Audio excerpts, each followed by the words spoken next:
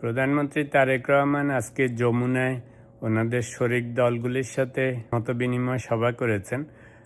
তো সভা শেষে নাগরিক ঐক্যের আহ্বায়ক মাহমুদুর রহমান মান্না সাংবাদিকদের প্রশ্ন উত্তরে কয়েকটা কথা বলেছেন।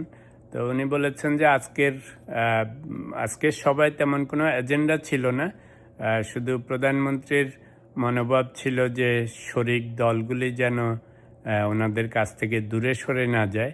গতকালকের সভাটা যেমন হয়েছে অনেকটা মিট অ্যান্ড গ্রিট টাইপ, কোনো এজেন্ডা ছিল না বা কিছু ছিল না।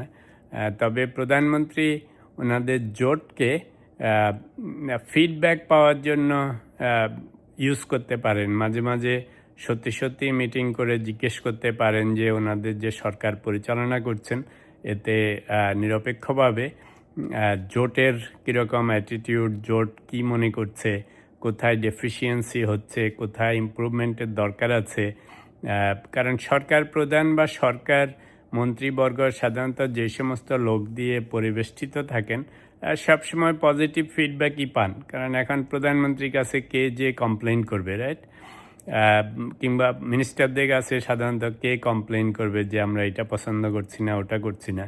কিন্তু জোটের যে শরিক দলগুলি যদি তাদেরকে ঠিকঠাক মতো ইউজ করা হয় এবং ওনাদের সাথে সত্যি মত বিনিময় করেন যে দেশ কিভাবে চলতেছে বা বিভিন্ন পলিসি ইস্যুতে ওনারা কি মনে করছেন, যেহেতু এরা সিমিলার মাইন্ডেড ছিলেন, প্রপার ক্রিটিসিজমটা প্রধানমন্ত্রী নিজে হয়তো জোটের নেতৃবৃন্দ থেকে শুনতে পারবেন।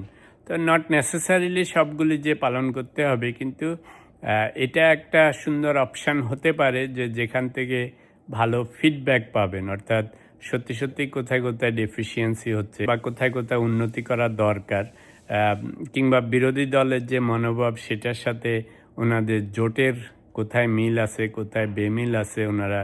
তো এই সমস্ত ফিডব্যাক জোটের দলগুলি থেকে সত্যিকার অর্থে পাওয়া সম্ভব। কারণ জোটের নেতৃবৃন্দ হয়তো অতটা পাম্পটি দিতে চাইবে না, সুগার কোট করতে চাইবে না। তো এই জিনিসটা প্রধানমন্ত্রী আমার মনে হয় এরকম সভা করলে ওনাদের জোটের যে নেতৃবৃন্দ আছে এবং তাদেরকে যদি সেরকম সুযোগ দেন যে আপনারা নির্দ্বিধায় যেগুলি আপনাদের মনে হয় ভালো খারাপ আমরা করি না করি, কিন্তু আপনাদের যা মনে হচ্ছে বর্তমান পরিস্থিতিতে রাজনৈতিক, অর্থনৈতিক, সেগুলির ফিডব্যাক দেন বা আমরা কোথায় আমাদের সরকারের প্রবলেম হচ্ছে, খালি শোনার জন্য। তারপরে যেটা সরকারের বা প্রধানমন্ত্রীর মনে হয় যেখানে যে সমস্ত কারেক্টিভ মেজার্স নেওয়া দরকার সেখানে নেবেন। আর যদি ওনাদের মনে হয় না যে still we are doing well, তাহলে তো সেগুলো ইগনোর করতে পারবেন। কিন্তু বেস্ট থিং হচ্ছে এই জোটের সাথে যদি ঘন বসেন এবং ওনাদেরকে যদি সুযোগ দেন যে ফিডব্যাক পাবো যেটা নিরপেক্ষভাবে আসবে। আর জোটের সদস্যরাও এই সমস্ত মিটিংয়ে গেলে কোনো রকম সুযোগ সুবিধা পাওয়ার আশা বাদ দিয়ে যদি সত্যি ভালো ফিডব্যাক দেন, কোথায় ভালো হচ্ছে, কোথায় খারাপ হচ্ছে, কি করা উচিত, কি না করা উচিত, তাহলে দুই পক্ষই বেনিফিটেড হবে। সরকারও বেনিফিটেড হবে, জোটও বেনিফিটেড হবে, আর ওরা সবাই বেনিফিটেড হলে অবভিয়াসলি দেশ এবং জনগণও বেনিফিটেড হবে।